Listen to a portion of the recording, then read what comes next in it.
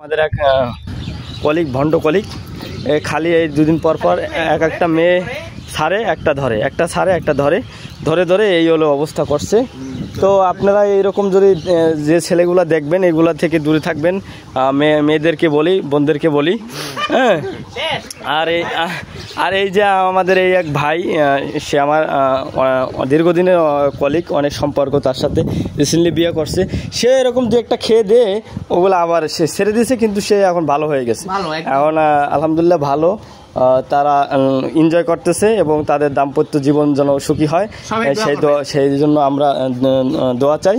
এবং যদি আপনাদেরকে অতি শীঘ্রই যেন একটা সুখবর দিতে পারে সেই জন্য একটা মানে আপনাদের কাছে দোয়া চাচ্ছি।